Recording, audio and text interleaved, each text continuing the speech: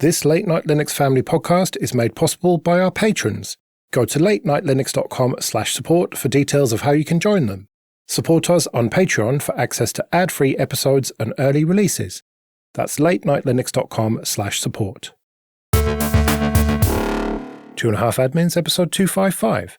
I'm Joe. I'm Jim. And I'm Alan. And here we are again. Microsoft's free updates for Windows 10 draw criticism. So as we know, the updates for Windows 10 are going to come to an end, or at least the free ones, this year. And you can pay Microsoft for extended support, but now they've got some options that are free as in beer, at least. Yeah, free as in the guy that shows up at your door and knocks and says he swears he's not selling anything and he just wants to come in and talk about something. So this is one of those things. I think longtime listeners will know, Alan and I and I guess Joe have long advocated, look, you just need to go ahead and make the switch, to Windows 11. If you depend on Windows on the desktop, you need to just get away from Windows 10, because once the company that authors an operating system has said, we're done with this, you really should not be using it anymore, especially not when it comes to proprietary software that nobody else really can support in the first place. So what we're looking at here is basically Microsoft just kind of seeing how far they can go with getting people who refuse to budge off of Windows 10 to do something else that Microsoft might want them to do. Now, one of the options is just pay Microsoft $30. All right, fair enough. If I pay you $30, I can accumulate some more technical debt because you'll keep giving me, some extended security updates for a little while.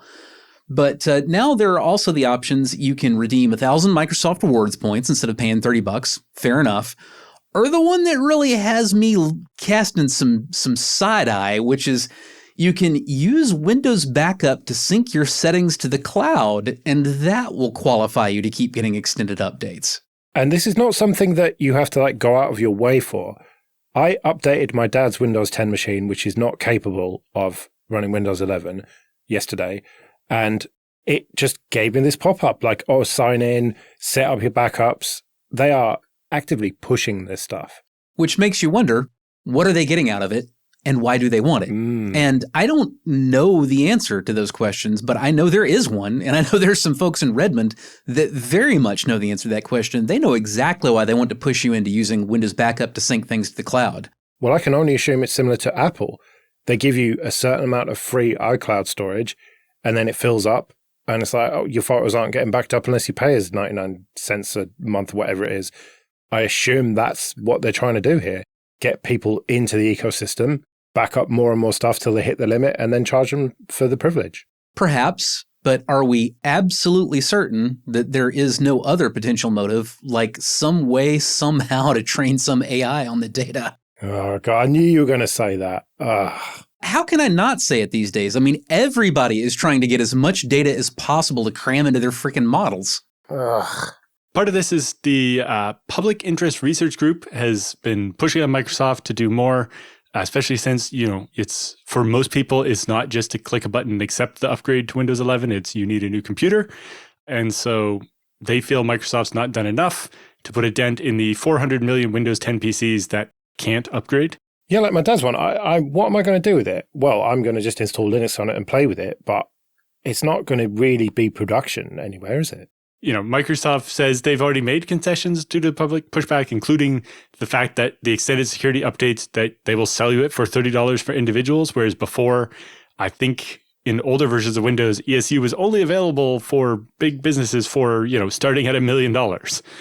They weren't going to sell this to individual people, and they are for Windows 10, but I don't know. I don't think that really helps much here. And as far as I can tell, Windows Backup is not end-to-end encrypted. If you're using Windows Backup to back up to the cloud, no, Microsoft has full access to all that data. But where is the value in settings data? I mean, surely they have all that anyway. They have some reason for it, and they're willing to give you what they would normally charge $30 for in exchange for you setting up Microsoft Backup. But that's just getting you the updates for another year. It's not actually solving any problems. Yeah, it's kicking the can down the road, isn't it? Mm-hmm. But, that could make it easier to sync up with your hardware refresh cycle and so on. Potentially. So one of the things that's been plaguing all three of us and actually kind of caused me to go AFK in the middle of recording this episode was trying to figure out what the heck backup sync settings to the cloud actually means in context of Windows backup. This is verbiage that the registry used but didn't explain. And if you track it down far enough, eventually you can find Microsoft using the same language and also not explaining it. However, I did eventually manage to come up with a support.microsoft.com page that talks about the catalog of Windows settings that Windows Backup actually syncs to the cloud. And this includes things like what apps you have, your accessibility features, your language preferences, and the really interesting stuff comes under the heading of other Windows settings. Now, we've got stuff like your displays, whether you've got one or more displays and, what applications have been memorized, opening in what location on your displays. All right, whatever. Notification settings, both for Microsoft stuff and for apps for third parties that use the Windows notification system. That's all in there. That starts to get a little more interesting. Multitasking stuff, your file explorer settings, configs in there, sound, blah, blah, blah. But then we get down into Bluetooth and network and it starts to get really interesting because you're going to see a list of all devices you've ever connected to with Bluetooth. Every MAC address that your machine has ever seen would appear to be in these settings from what I'm seeing in this Microsoft support article about what gets synced.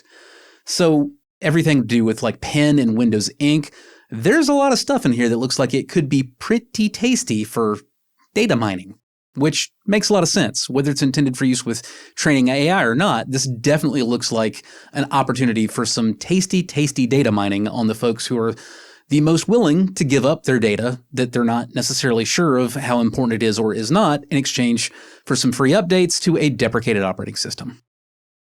Denmark plans to thwart deepfakers by giving everyone copyright over their own features.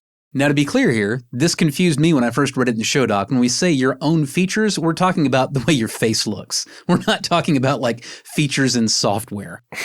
It's your likeness and your voice. So it's not just what you look like, but it's also what you sound like, which is important as part of the deepfake blocking. I immediately had conflicting takes on this. The first being, why didn't we always have this? Why would we not have copyright on our own, our own appearance, our own voice, the things that make us us, that should be there by default, right? But then the exact 180 take also presented to me at the same time, which is, we all know there are people out there that we all have doppelgangers, right? You might never meet one of your own doppelgangers, but there are 8 billion humans on planet Earth, and there's only so much variance between people. We've all, I think, at some point heard somebody tell us, I met somebody that was just the absolute spitting image of you. Or, oh my God, this person started talking and I could have sworn it was you until I turned around and looked at them. And for that matter, some folks literally have identical twins. So what do you do about other people who look like you, right? What do you do about them using their own appearance that is effectively your own appearance as well for a purpose that you don't like? Now, don't get me wrong. I'm not saying, and that means we can never regulate any of this, AI crap. I'm not saying that at all. We absolutely can. We absolutely should. But this is a surprisingly deep topic that requires a little bit of actual delving into, I think, before you get all the way down to the okay, this is all settled and we have case law on it now stage. This also depends effectively on weaponizing the DMCA for good for once. And, currently the fact that, you'll have copyright over your likeness and voice in Denmark may not be quite as much as we hope it does as far as getting YouTube to pull down a deepfake of you and so on. But it's an interesting take. It's the first kind of practical solution to this that I've seen. So it has the advantage of being first. It doesn't mean it's the best, but at least somebody's trying. It's also interesting to me, you brought up the DMCA and again, I have these conflicting takes in my head simultaneously. The first being, well, why would a Danish citizen care about the American DMCA? Followed immediately by the realization, okay, so that's actually American copyright and it doesn't necessarily have much to do with you as a Danish citizen. On the other hand, if you need to get Google's attention, an American law is likely going to be a better way to do that than any law that you created, in Denmark specifically. Yeah, it's just most sites have some kind of DMCA takedown mechanism. And that's likely what you'd have to use to try to get a deepfake taken down because it violates your copyright on your likeness and voice. It's mostly just a shame that we've had to come to this point. where when you see a video, you can't tell if it's actually the person or not. Seeing the scams on Facebook and so on, trying to trick people by being like, oh, we, use the face and voice of this person off like Shark Tank on TV and tell you about these great investments. That's, oh, buy Bitcoin from a machine and send it to us or whatever. It's funny you mentioned that because I got sucked into a YouTube rabbit hole the other day, and I let it lead me down the primrose path for a while, and I wound up at a really, really high-end woodworking studio called Blacktail Studio. And basically, this guy makes like really wild out there, like custom tables, that frequently might cost, like if you wanted to pay $17,000 for a table, but it's like repurposed slabs of like distressed wood, like, bathed in like colored epoxy that fills in the gaps between these big plates of wood. Like it's really interesting stuff. And personally, I don't think I would spend $17,000 on a dining room table, but this guy that runs this YouTube channel, he actually got contacted by the police because a woman said that he stole 17 grand from her. And when they dig down into it, it turns out that, she didn't send off the $17,000 to Blacktail Studio. She sent it off to Blacktail Studios, which is not him. And so he got interested in the mechanisms of all this, and he starts, looking into, and he discovers that like Facebook is just littered with, fake scam copies of, his studio, frequently like copying, all of his own intellectual property, really, relatively sophisticated, making it look like, no, you're on this high-end studio that you found on YouTube. You found them on Facebook. It's time to give them the money and, have your custom idea for a table created specifically for you. And that's what happened to this woman. But so this guy, he decides he wants to start baiting these scammers that are literally using his studio and his likeness to fleece people out of, thousands of dollars a pop. And he starts interacting with one of these scammers, and he's doing the deal where like, he pretends to be like an elderly, confused dude, and he's like wasting the scammer's time and blah, blah, blah. And at one point he says that, well, I don't know how I can really believe that you're the real studio at all. And greatly to his surprise, he almost immediately gets hit with an AI-generated deepfake of himself in his voice talking about this is really him. And of course, and mentions the woman by name and talks about the table that she wants built and describes all of it and blah, blah, blah. And it's pretty convincing. The AI gave him like lightning bolt blue pupils, which was one of the biggest tells. And like, if you watched really closely, you could see his beard like kind of grew and shrunk a couple times during the clip, but that was relatively subtle. And, it's very easy to see somebody, being completely misled by that and think like, oh, well, there's my proof. Like, there's the guy. I've seen this guy on YouTube. I've watched hours of his content, and here's him telling me that, I'm the dude and I want to build your table. The future is shit, man. Yeah, the future sucks. Well, let's see. What were the things I was promised? Well, flying cars was one. It turns out that was almost as stupid an idea as our modern AI because, like, have you seen drivers? Do you really want to allow them to, like, pilot vehicles 10,000 feet over your living room? No, I don't think so. That flying cars were never going to be a thing, and technology is not going to be the problem. What else were we supposed to get? Jetpacks. Those are also pretty impractical. It's basically just the motorcycle version of the flying car. All right. Food pills. Well, that was never going to make sense. Well, damn, all the cool stuff about the future was never going to work, and instead we get this shit. I'm not happy. Okay, this episode is sponsored by people who support us with PayPal and Patreon. Go to 2.5admins.com/support for details of how you can support us too.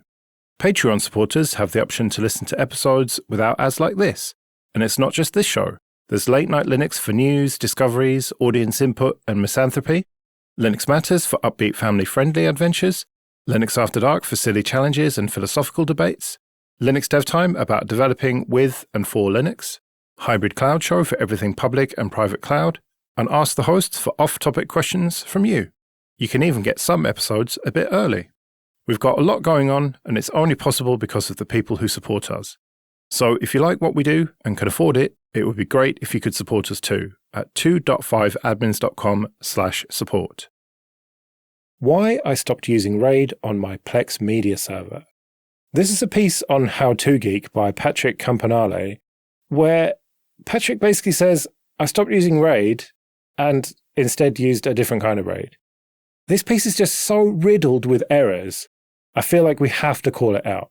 Yeah, it's really obnoxious. Looking at the headline, I was like, okay, so is he saying he moved to ZFS? Like, what's he talking about here? And he's talking about moving to Unraid. And essentially it boils down to, Patrick, I'm sorry, buddy, but you apparently just don't actually know what RAID is. To clear the air, Unraid absolutely is RAID. It's a relatively new and innovative form of RAID, most similar to fairly unused classic RAID algorithms, RAID 3 and RAID 4, which both of those, with minor differences, are basically a version of RAID 5, where you've got single parity, but instead of the parity being distributed, meaning it's on a different disk out of the array, with every row, or every stripe, I should say, you have a dedicated parity drive. That's the very, very, very basics of how the Unraid default works. The thing that's new with Unraid over RAID 3 or RAID 4 is that by using a dedicated parity drive and by specifying that dedicated parity drive has to be either the largest or equivalent in size to the other largest disks in your array, basically rather than doing a traditional stripe at the block level, it's writing files where it needs to write the files, and it's making a stripe across all the blocks on the disk to be able to reconstruct parity. So it can manage that, and that is a convenient feature for folks who basically just want to put a big grab bag of undifferentiated disks into a box and have some level of parity on it. But the idea of saying that's not RAID drives me up the wall. He also, in the article, he says that TrueNAS is a software-based RAID system. And I'm sorry, man, if you're going to call ZFS RAID, you can't possibly not call Unraid RAID. I know the name is literally Unraid, but it's just for marketing purposes. It doesn't actually mean this is not a redundant array of inexpensive disks, because that's exactly what Unraid is. I might argue that Unraid is actually more RAID than traditional RAID or ZFS are, because again, when you understand that RAID literally means a redundant array of inexpensive disks, well, that is very much what Unraid is. Yeah, and so in the use case they're talking about in the article, they say they have a 3, a 4, a 6, and an 8 terabyte drive, and if they use, quote, traditional RAID, then they'll only get 3 terabytes from each of the disks, which means, they're only getting half their 6 terabyte disk and 35% of their 8 terabyte disk, and the rest would just be unused. And while that's true to a point with ZFS, then in that particular case, you might have been better off just not using the 3 terabyte disk at all and having more usable space. Well, I would just do 2 mirrors. The 3 and the 4, get 3 out of that, and the 6 and the 8, get 6 out of that. Yeah. Or, as we talked a little bit about on a previous episode, any RAID is coming to ZFS shortly, and will let you basically use these mixed-size disks in ZFS without having to do all kinds of crazy shenanigans. Yeah, but that is coming soon. That's not something you can do right now, to be fair. Exactly. Yes. But in the end, that doesn't make it not RAID. Yeah, it's like, Butter RAID 1 is not RAID 1, but it's still RAID. It's Butter RAID 1. It's not traditional RAID 1. It is a different topology, but it's RAID. Like, if it's a bunch of disks and it has a topology, it's RAID. All right, what about when Patrick says, if your RAID controller fails, or even your OS, the data is gone? I mean, what? His point about hardware RAID is kind of correct, but also, he was talking about this configuration for his house where I don't think anybody was going to be using hardware RAID anyway. But yes, if you make a RAID array with hardware RAID and your controller dies, if you replace it, maybe even with the same model of controller, if it doesn't have the same firmware, it might not work. And it's not really portable. But his point about TrueNAS is wrong. If you lose the OS drives on TrueNAS, as long as your drives with the data on them are still fine, you can plug that into a new TrueNAS and import the pool, and it will have all the settings. It stores the settings on both the OS and in the data, so that if the USB stick you're running your operating system off of dies, you can just replace it with another one and reinstall the new version of TrueNAS and import the pool. The whole point of ZFS is that you can pull the disks out of an old ZFS machine and put them in a new ZFS machine that's not even the same CPU architecture or the same byte order if you're even have an old SPARC machine or something, and it will still work. And to be clear, that's not only ZFS either. Really what this is an argument for is any form of software RAID over any form of hardware RAID. And if it were properly stated that way, I would agree with it. That is one of the big selling points of software RAID, is that that even if you There's no one piece of hardware that, you can lose that will just lose you the whole thing, in the way that losing a hardware RAID controller is truly traumatic. If you have never had to go through the experience of the RAID controller died, and I scoured eBay to find the exact same model of controller that I had to begin with, finally managed to get that, took a week to get it shipped here, I installed it, and now I have to go through this English as a second language, very, very primitive BIOS in the RAID card and try to tell it, well, if I say initialize the array, is that going to import my existing array, or is that going to wipe every single disk? And the only way to find out is to click the button and see. If you've never been through that, you never want to go through that. But you don't even need ZFS or Unraid to get away from that. This is a feature of any kind of software RAID. If you were using the old school FreeBSD, Gelly RAID, or even the one before that, Vinum. If you're using, Linux's MD RAID or LVM, God help you, even if you're using Windows software RAID, which, pro tip, you really shouldn't. But in all of these cases, the issue of the controller as a single point of failure is eliminated because there's no one weird piece of hardware. It's there in the operating system, and you can install the operating system. And if you can install the operating system, not only can you import your array, you'll be doing so with something that frankly is better designed than the little text mode crap in the BIOS and, a RAID controller. Because trust me, those things are terrifying when you're working with live data. You would think it would be really, really clear and obvious. Am I nuking all these drives, or am I importing an existing array off of all these drives? But in the vast majority of the hardware RAID BIOSes that I've experienced, no, it's not real obvious which is which. Right. There's another case where this article is wrong. It literally says, makes you rely on the OS not to fail. The operating system has, quote, information pertaining to what data goes on what drive, end quote, and it's the only way to access the data. And it turns out, no. And it's not how that works. Whether it's MD RAID or ZFS or whatever, there's labels on the disks, and you can just import it from a live CD, or whatever. There's nothing magic in the operating system in most of those cases. Now, to play devil's advocate, because I need to find some way that Patrick could have arguably been right about something, somehow, if you're using full disk encryption with your RAID and you lose the key to your encryption along with the host operating system, then in that case, you will have lost your array. But again, it's not about one kind of RAID versus unRAID. It's whether you're using encryption or not. Let's do some free consulting then. But first, just a quick thank you to everyone who supports us with PayPal and Patreon. We really do appreciate that. And if you want to send in your questions for Jim and Alan or your feedback, you can email show@2.5admins.com. Chris writes, I'm 49 years old and my last IT job was about 12 years ago. I'm a veteran and most of my military career was being a system administrator. When I separated, I found a desktop support job for another government agency. I felt stuck there and burnt out, then left. Nowadays, I'm between part-time jobs. Since my time in IT, I've become a full-on Arch Linux user. Obviously, he had to mention that. I like the control it gives and the command line focus. I'm thinking about going back into system administration, but a lot of computing these days seems to be cloud-based, and I don't know if I'll be able to catch up. If you were in my shoes, would it be worth the effort to study for Red Hat certs and pursue a Linux admin job? Or is everything just going to AI in the cloud, neither of which I'm interested in? Well, the first thing I would say is the cloud is just somebody else's computer. And so it's not actually that different. Well, yeah, yes and no, because a lot of that is based on is the cloud something that you're working on or something that you're stuck supporting that's on a different it really does change things a lot. And there's a lot more abstraction in the cloud generally. Yeah. But more to the point, I think we can boil this down to a single question, which is there a future in system administration? And I know that there has been an awful lot of marketing and an awful lot of effort to convince people otherwise. Oh, we don't need sysadmins anymore. We just roll that in with DevOps and we just have our devs do the system administration. Or, oh, it's all in the cloud now, or AI will manage it. And no, that's not really how things work.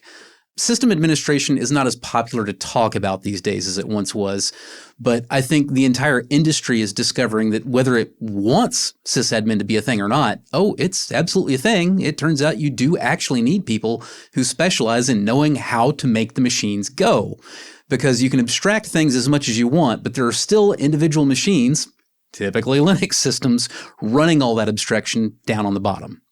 Now, the question of is it worth it studying for Red Hat certs to get a sysadmin job? Well, hold on. We're putting the cart before the horse here. The first question was, is it worth pursuing a career in system administration? And if you're a dedicated daily Arch Linux user, well, I think you've got the chops to be a sysadmin just by managing to be an Arch Linux user in the first place. If it's something you're passionate about and interested in, then yes, I think that's something you should go for. However, don't start off by trying to get a bunch of certs and then wade into the job market. You need to do it the other way around. Find jobs you're interested in. Look at what those jobs actually require. Ideally, talk to some people who work for those companies, maybe who have something to do with the pipeline, maybe who just work in those departments. Find out, what are you looking for? What do you do day to day? Study for those things. What you don't want to do is waste your time and money just getting a grab bag of certs that you think will be useful when you don't really know whether they'll get you a job or not. Because what getting certifications absolutely won't do for you is teach you the things you'll actually need in order to do the job. Certifications are a way to get in the door. They're not a way to learn how to do the work. And I wouldn't discount your years of IT experience as probably being as valuable to the employer as the certs. Now, the fact that there's a big gap there maybe discounts it a little bit, but I still think the certs are often what they're looking for with people that don't have a lot of experience. And you coming in with a lot of experience may mean that the certs are just a cherry on top. And as Jim's saying, not something you want to decide you have to get before you start looking at jobs. Like Jim said, start looking. And if you come up against the wall because you're lacking a cert, then you'll know which cert seems to be the one that unlocks a lot of these jobs. But I think you'll find for a lot of them that the cert is just a substitute for experience, and your experience may mean you don't have to worry about that. The one thing that you can do that will be useful no matter what is start documenting everything you do. Like, you're an Arch Linux user. You have to fix broken stuff and figure out how to make things work all the time. You talk about how much you enjoy the control that it gives you, which means you are controlling things. So document all of that. Document it all in public in a place that you can find, that you can put on a resume that people can go, oh, hey, this guy doesn't only know how to do stuff, he knows the importance of documenting what he did and how for the next person to be able to follow along. That will absolutely get you jobs. Yeah. Anybody smart that's hiring for IT doesn't want to hire the guy that's like, everything's only in my head, so I have job security. They want somebody who's going to have documentation that somebody can execute at 4 a.m. when that person's on vacation. And you want to be able to go on vacation, right? And as for, is there a future in sysadmin jobs generally? Well, before all this AI bullshit came along, all the cloud providers used to talk about how there was massive growth potential of moving people from on-prem into the cloud. And yeah, they may have captured some of that market, but there is still a massive market for sysadmin work. And there's a lot of legacy systems out there. There's a lot of technical debt out there that is never really going to get paid off and just going to get kind of dealt with by a sysadmin. I agree with you, Jim. It might not be the most interesting work. It might not be the most exciting and well paid, but there is definitely work there long term. Well, and to your point, there's still work out there to continue moving things to the cloud, which is still sysadmin work. But also, there's a whole new wave of people who've been in the cloud for a while and are deciding that it's too expensive compared to on-prem and want to move back. Yeah. And so somebody who has the old-fashioned sysadmin experience to move things off of the cloud back to on-prem is something that's going up in value. It's like many things, it's a trade. And if you actually know, if you're good at a specific trade, you can make good money. Yeah, I was actually waiting to mention that, in fact, we're beginning to see a pretty big backlash to all the push for cloud migration. One of the hot topics at a lot of the conferences I've been to over the last few years is how to get your data back out of the cloud and on premises again, whether it's, by hybrid cloud where you've got some stuff on-prem and some stuff off-prem and it all syncs back and forth, or very commonly just how to get all your crap back out of the cloud and under your own control.